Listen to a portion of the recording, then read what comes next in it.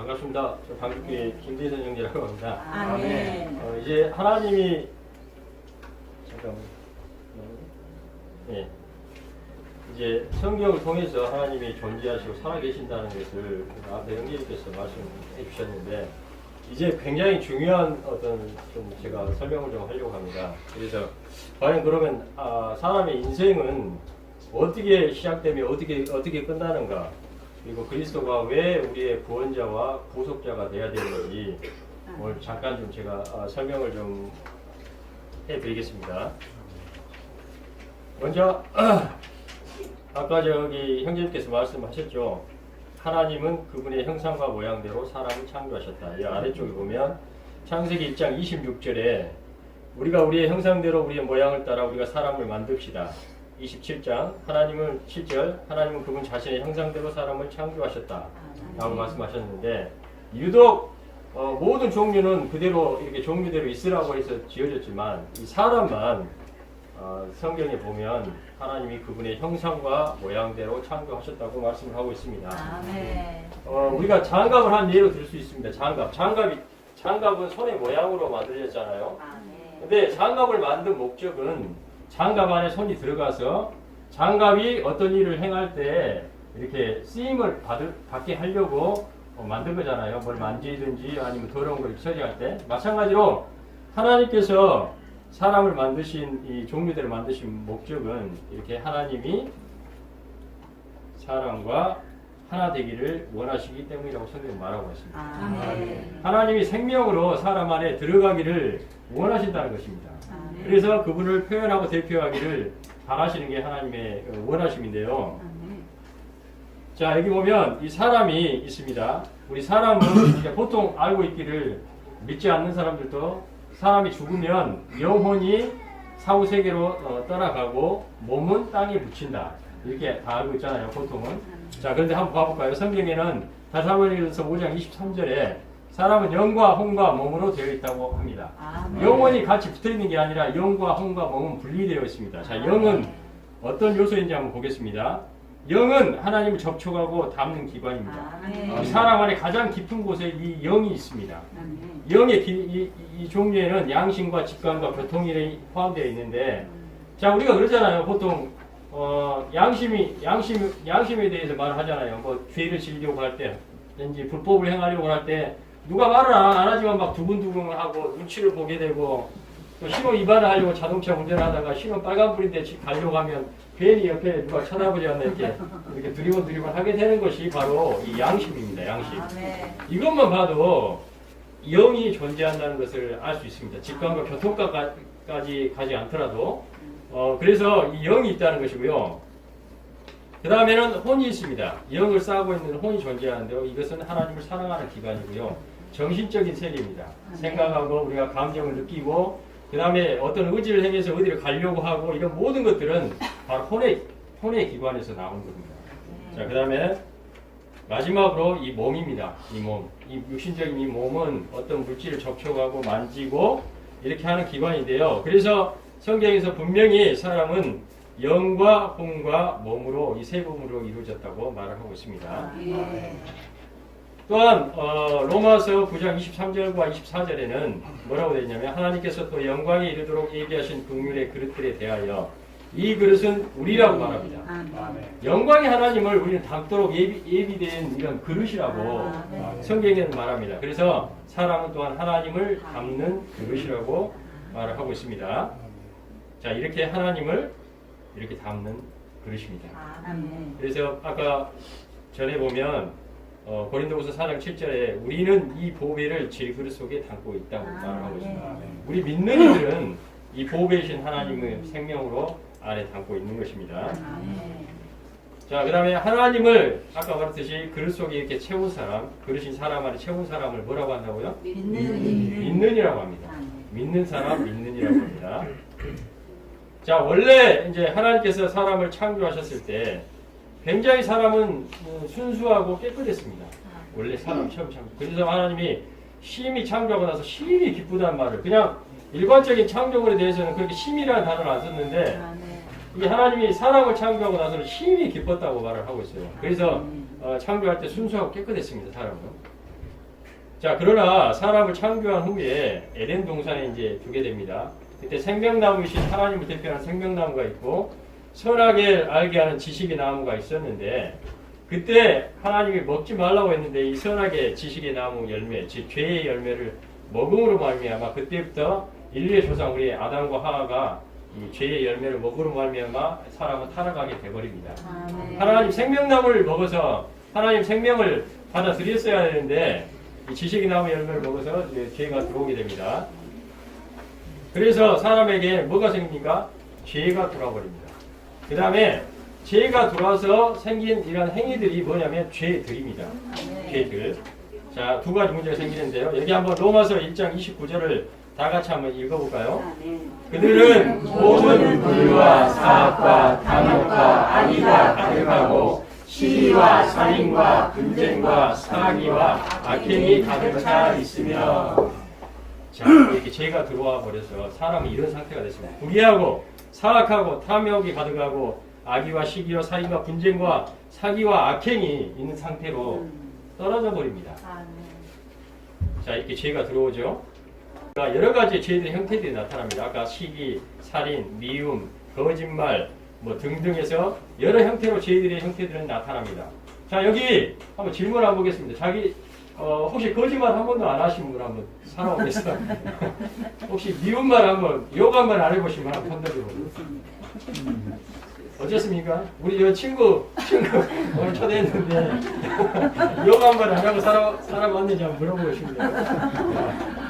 자, 우리 어떻습니까? 우리가 시기하지 않았어요? 혹시 사돈이 땅을 사면 배 아프다고 그랬는데 배 아파 보신 적 있으신가요? 자, 이런 것들이 바로 죄들의 형태로 나타나는 것입니다. 그러면 우리는 어떤 사람인가요? 의인인가요? 어떻습니까? 우리는 어떤 사람이 돼요? 죄인입니다. 맞습니다. 죄인입니다. 저 자신부터가 이런 죄들의 형태로 많이 살았었기 때문에 한 50년 지금 가까이 살고 있는데 아직 안 됐지만 그런 죄인입니다. 자, 그래요. 여기서 이제 아까 영의 어떤 한 요소 직감이 있다고 했죠. 이 직감은 우리가 하나님이 존재하신다는 것을 알 수 있습니다. 말을 안 해도 알 수 있어요. 믿지 않아도 하나님 계시고 하나님을 알고자 하는 그 갈망이 안에 있어요.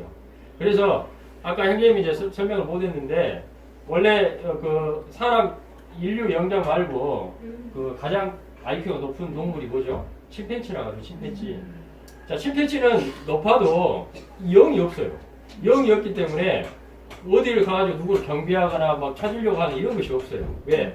영이 없기 때문에. 그러나 사람은 어떤 나라에서든 어떤 형태로든 아까 말씀했잖아요. 어떤 뭐 하나님을 믿을 수도 있고 뭐 불교에 가서 부처의 뭐 어떤 상이나 되고 절을 할 수도 있고 어떤 사람은 뭐 소에다 대고 신이라고 이렇게 할 수도 있고 태양을 또 섬기려고 하고 아니면 우리나라에서도 예전에 정한수를 떠놓고 빌기도 했잖아요. 근데 사람은 누구나 이렇게 하나님을 알고자 하는 이 갈망이 있다는 거예요. 찾고자 하는 거예요. 근데 그 대상이 다만 모르고 대상이 밖에 있을 뿐입니다. 자, 이렇게 죄의 본성과 행위가 있는 사람과 하나님이 있는데 여기를 분리시킨 게 뭐냐면 죄입니다. 자, 사람은 아까 하나님이 담는 그릇이었는데 하나님이 담아줘야 되는데 이 죄가 가로막고 있습니다. 그래서 이 죄가 해결되어야만 한다는 것입니다. 자, 그래서 죄에서 구출되기 위해서 사람은 많은 노력들을 해봅니다. 자, 어떤 노력을 하는가 볼까요? 자, 선행을 하려고 합니다.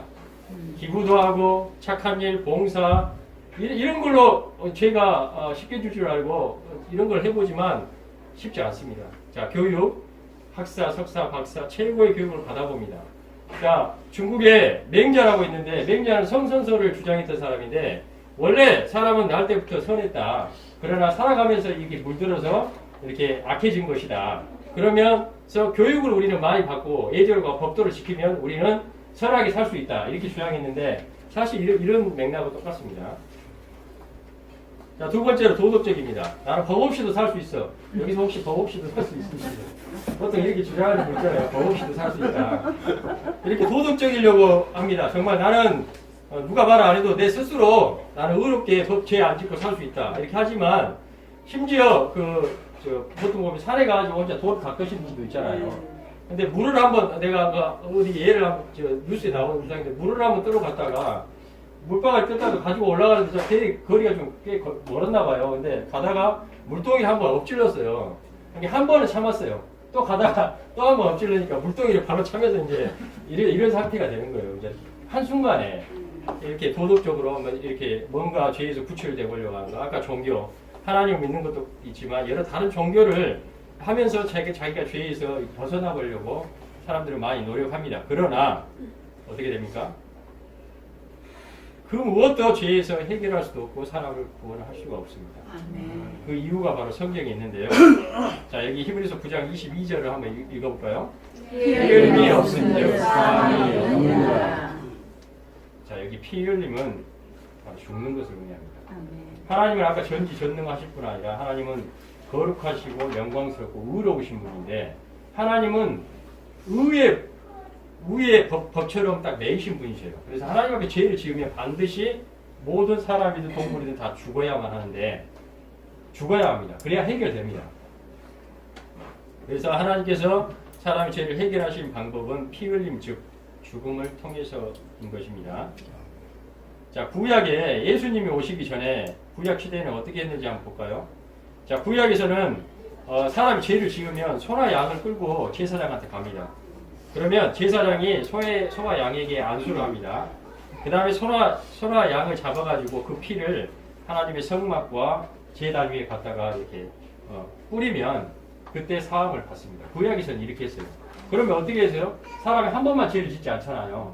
그럼 또 나는 일주일 뒤에 또 죄를 지으면 또 소하고 양을 끌고 와서 죄 좀 해결해 주세요 하면 제사장이 또 잡아다가 그 피를 갖다 이렇게 해면서 해결했습니다.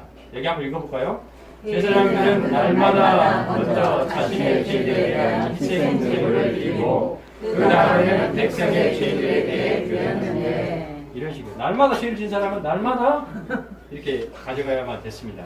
자, 그러나 예수님께서 오신 이 신약의 이 시대에는 자, 한번 요한복음 1장 29절 한번 읽어보겠습니다. 보십시오, 세상의 죄를 없으시는 하나님의 어린 양이시다. 침례자 요한이 예수님을 보고 말을 한 겁니다.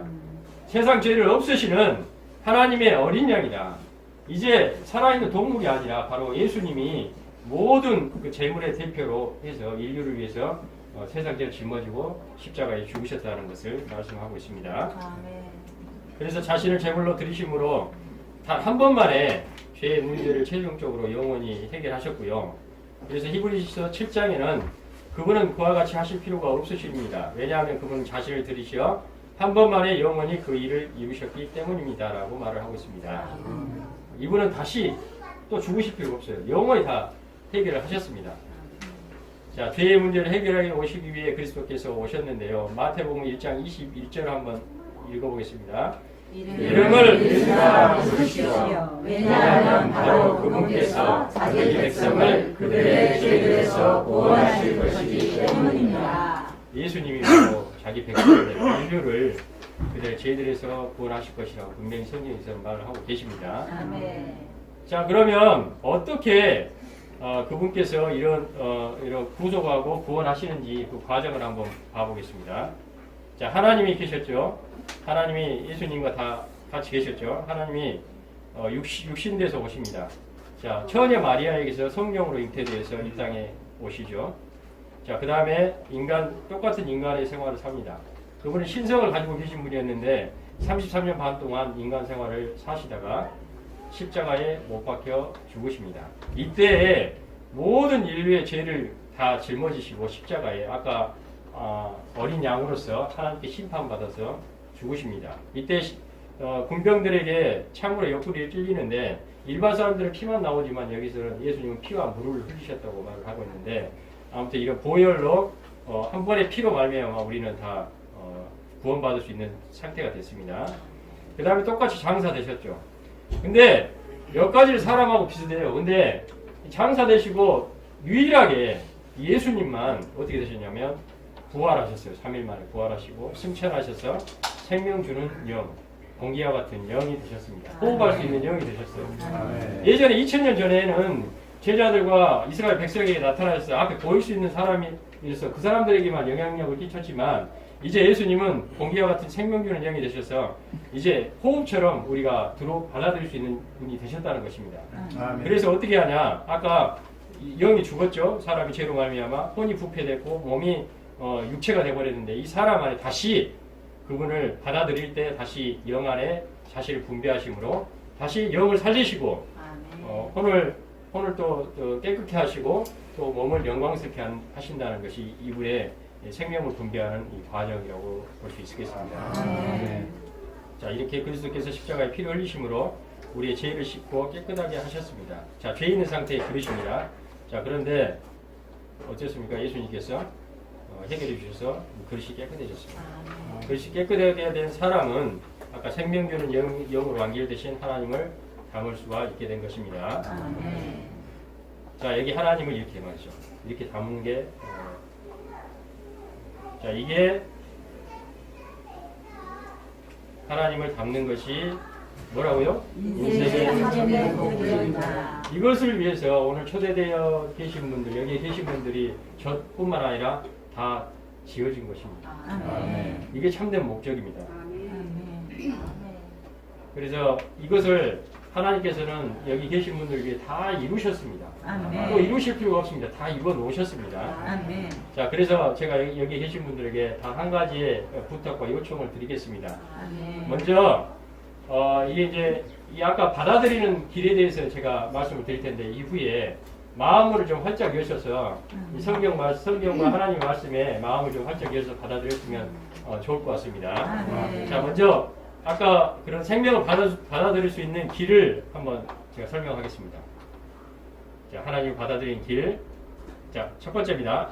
마태복음 4장 17절 한번 읽어보겠습니다. 회개하시도록 천국이 가까이 왔습니다. 자, 여기서의 회개는 생각을 하나님께로 돌이키는 것입니다. 첫 번째, 생각을 이 시간 하나님께 한번 돌이켜 보십시오. 돌이키는 것입니다. 자, 두 번째, 요한복음 1장 12절입니다.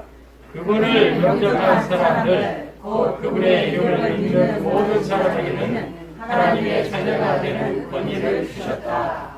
두 번째로 필요한 것은 마음으로 믿는 것입니다. 마음으로 믿어야 합니다. 예수님께서 우리의 모든 죄를 지고 십자가에 죽으시고 부활하셔서 이제는 생명 주는 영혼이 되셔서 우리 안에 오실 수 있는 분이 되셨다는 이 사실을, 우리의 죄를 해결하셨고 끝내셨다, 깨끗게 하셨다는 이 사실을 믿는 것입니다. 이것은 하나님과의 문제이기 때문에 우리의 믿음이 필요합니다. 두 번째, 마지막입니다. 로마서 10장 13절입니다. 누구든지 주님의 이름을 부르는 사람은 구원을 받을 것입니다. 셋째로, 주님의 이름을 부르는 것입니다. 어떻게 불러야 합니까? 입으로 불러야 합니다. 입으로 시인하는 거. 이거는 사람 앞에서의 시인입니다. 지금 이 상황을 하나님도 보고 계시고, 그 다음에 사탄도 보고 있고, 모든 천사들도 이 상황을 다 보고 받는 길은 아까 회개하고 마음으로 믿고 그 다음에 주님의 이름을 부르는 것입니다. 자, 어떻게 부르는지 한번 봐볼까요? 자, 한번 이렇게 불러보면 됩니다. 오 주 예수님. 여러분 따라서 한번 같이 한번 세 번만 같이 한번 불러볼까요? 오 주 예수님. 오 주 예수님. 오 주 예수님. 이거 이름을 부르는 것에 대해서는 후에 이제 형님이 좀 설명을 하실 텐데요. 아무튼 이렇게 주님의 생명을 받아서 구원을 받기를 여기 초대되신 분들이 그런 상태가 되기를 바랍니다.